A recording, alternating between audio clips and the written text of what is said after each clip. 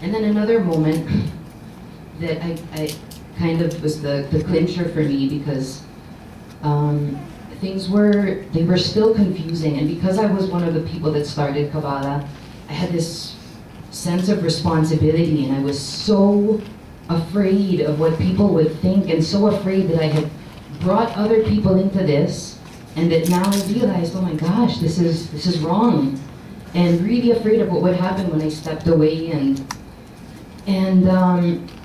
so I was really kind of like taking my time, because part of me didn't, in a sense, want it to be true that that wasn't the way, because I just was so afraid of all the consequences. And so this one night I was really, really confused, and I was praying out to God, and I said, you know, God, there's so many different paths out there, and it would take a lifetime to study. They all believe that they're the way to you, and it would take a lifetime to study each and every one of them, to get enough information to try to come up with a decision on my own that which is the right way. I'll be 65 by the time I even start on that path. And so I held my Bible and I said, I'm not doing this to test you. I'm just so confused, and I need, because I was really feeling like my spirit was really telling me to completely step away, and I just needed that last bit of courage to do it. And I was holding my Bible, and I said, not doing this to test you, but I need you to show me. And I had no idea what to expect, and I opened up a Bible, and it took me to Jeremiah 29, verses 13 and 14, which read, "You will seek me and find me when you seek me with all your heart. I will be found by you, declares the Lord." And I can't even tell you what that moment was like. It was like, no way, that just happened. Like, he just answered my question. He just spoke to me. He just confirmed it. And the next day, I called my friends in Kabbalah and said, I'm really sorry, guys, but I can't do this anymore. And then just asked him to, I just asked God to lead me. And so I guess part of my story that I hope would be encouraging is that it really doesn't matter where you are or what wrong path you or someone you love may be on. If you are really seeking with your heart, we have a huge God who wants to be found by us. He wants to know us. He's just waiting for that moment that each of us turn to him.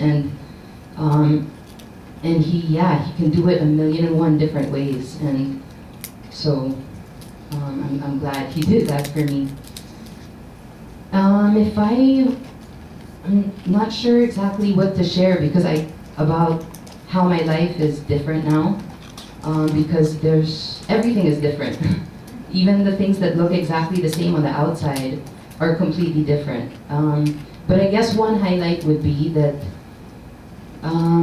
just that he has such a specific purpose and plan for each and every one of us. And after I got saved, I started asking God to show me what his plan was for me. And my restaurant in Rockwell had closed. I was kind of in a period where I wasn't sure what to do next.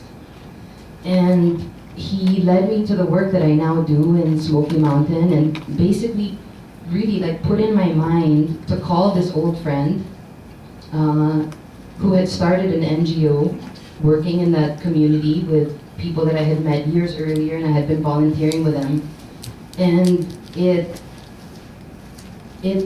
was something that it was like better than the best answer I could have ever asked for if I had written down every single thing that I would have wanted with work and to do with my day. And it was just the hugest blessing to be able to do that. And that's something that I believe God led me to after I started sincerely asking him how he wanted to use me, and what I could do with my life for him.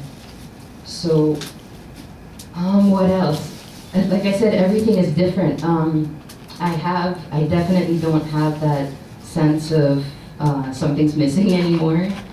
And now it's the opposite. It's, even the things that I thought my whole life I wanted so badly, I've surrendered them all to him. And, you know, would I still love to get married? Yes. Do I still, you know, hope I have kids and a family of my own one day? Yes. But if I don't, God is more than enough. A relationship with Jesus is more than enough. And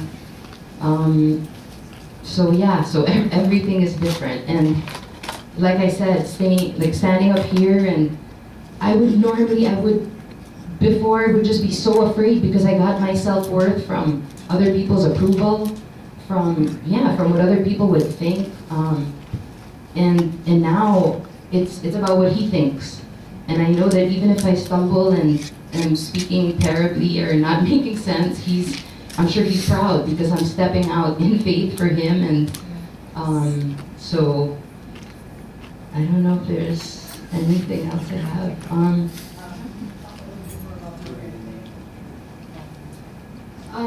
We do work with children that live in the Smoky Mountain community in Tondo. It's called We International Philippines. It's a small NGO. And our goal is to get every person, every child that we work with to a place of economic independence. So to get them on their own feet and truly breaking that cycle of poverty in their lives. The way to do that is to get them employed. But because they are at such a disadvantage, they don't have health care or access to any kind of medical services. They don't have access to the best educations. For them to get to that point where they really have a good chance at being employed, we work with them throughout the process for medical care, sponsoring them through school, and working with them to write their resumes, tutoring, just anything to supplement to be able to get them to that place. And 6 of our 7 graduates that graduated in March are now employed. So yeah.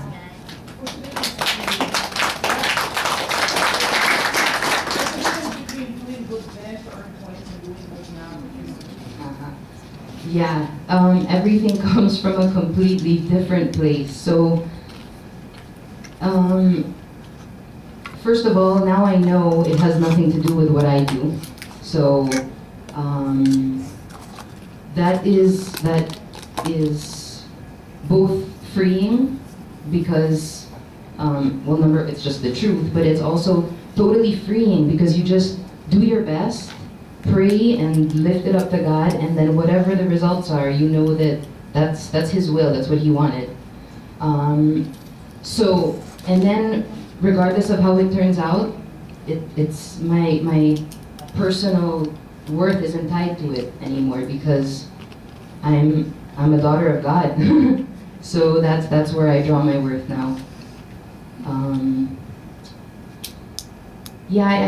That would be another area, another gift of that relationship with Him, and what He's done for us is that sense of freedom, you know. And I think it's definitely not what I expected when I thought about becoming a Christian.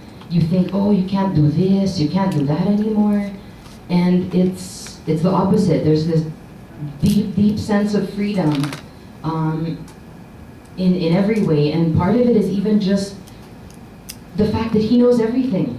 He knows everything. So it's like you don't need to hide, you don't need to pretend. It's just, yeah, it's radically different from how it was before. And you know, there are times you have to remind yourself. There are times where I'll fall or I'll do something and be like, oh man, and your instinct, I think for a lot of us, you're ashamed and you kind of want to run away from Him. And then I'm like, wait, not only that it's the right thing to run to Him, but He knows everything. He saw that I just did that. What's the point? And there's a sense of real freedom and peace that I have now. So and it's definitely nothing boring about it. It's the greatest adventure ever. Every day is an adventure. You never know what's gonna happen because it's not your plan anyway. Those don't work anyway. But you know, think you know exactly how things are going to turn out, and with God, it's just every day, God, show me, what do you want me to do today? And it's just, it's exciting. And so, yeah, if there's anyone here that hasn't made that decision yet to invite him into your heart, I'm telling you, it's the greatest decision you will ever make in your life. So yeah, it was for me, and thank you for having me here to share that.